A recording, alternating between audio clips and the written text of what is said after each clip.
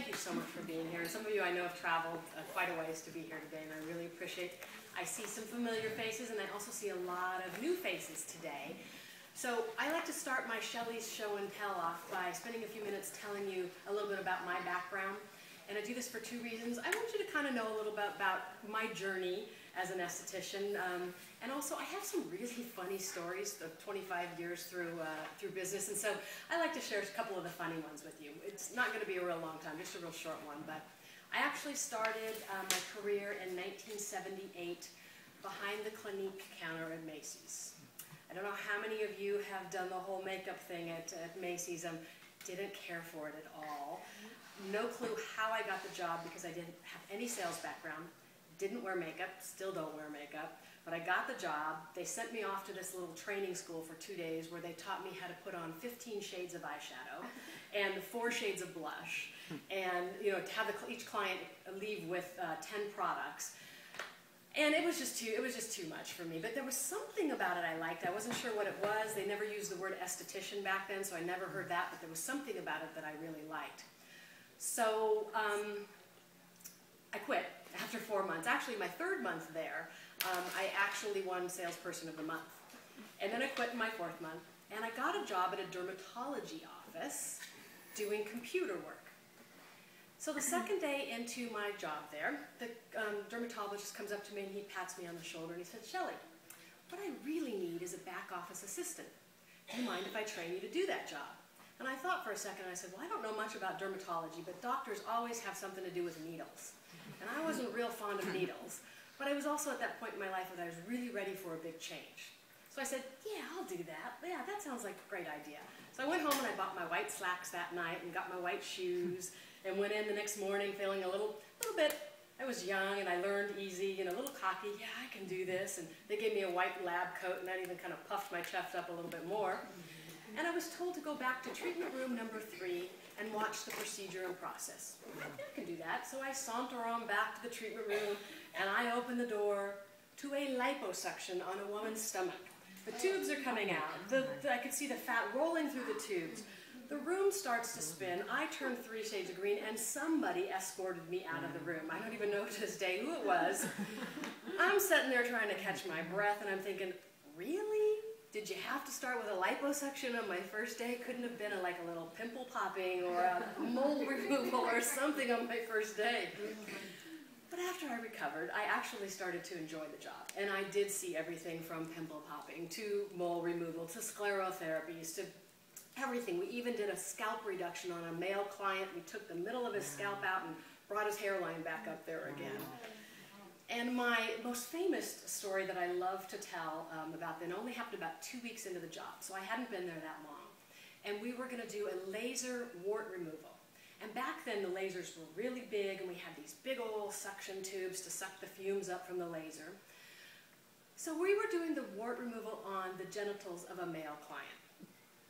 So I put on my best, oh, professional, I've done this a million times face. But inside I'm a little bit freaking out, right? And so all I had to do was hold that suction tube close enough to the area being treated, right? And my hand is shaking and I'm nervous and all of a sudden, boom. I didn't even say it, right? I sucked this poor guy right up inside, upside there. The doctor had to turn the laser off to let him go, and it cracked me up because the doctor didn't miss a beat. He looked at the guy and said, "We're not even going to charge you extra for that one." So every time I tell that story, I feel like I'm still there. And it was funny because yesterday somebody said, "That guy's probably never forgotten you either." So, yeah, I was, anyway. So while I was working there, there was a gal there that she had her own treatment room. And every time somebody would come out of this treatment room, they would hug her and they'd say, "Thank you so much, I love you, I'll see you next month." And I'm like, who's she and what is it that she's doing and I want to do that? And that's when I first kind of really heard the word esthetician.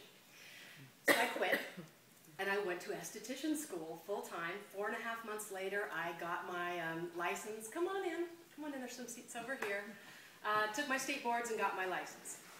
So I went to interview at a dermatology office. This was back in 1988 now. And when I went to interview, I said, I'm a licensed esthetician. And he looked at me with this totally blank face. He had no clue what that meant. He says, okay, you'll be my back office assistant. So I got the job, and I worked really hard for him. And every day I would say, can I do facials? No. The next day I'd say, can I do facials? No. And this went on for a while. So finally he said, okay, all right already, do this facial thing that you're going to do, but you got to do it before or after work. So I started coming in before and after work, and I started to build a clientele, and pretty soon he's like, okay, so tell me about this facial thing, because he started noticing a difference in his acne clients.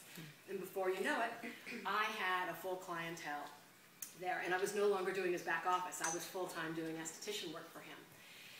About 9 months into it, I get a phone call from a lady that I knew who owned a skincare center, and she said, Shelley, I just got the opportunity to go to New Mexico to help open a big day spa there, and I need someone to take over my business, and I want that someone to be you, and I need your answer by tomorrow morning.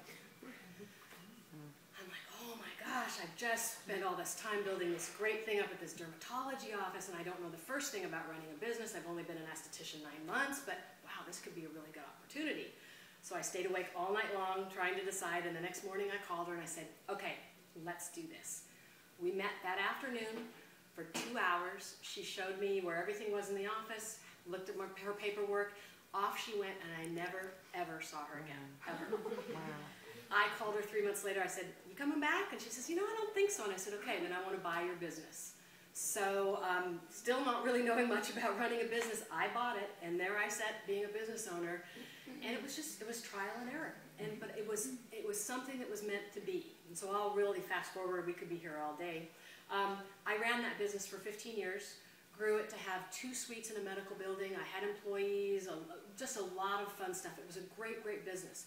But I woke up in November something in 2005, sitting there having my tea that morning, and I was like, I'm tired. You know, any of you that own your own business, there's just a point where you're not just doing your aesthetic work.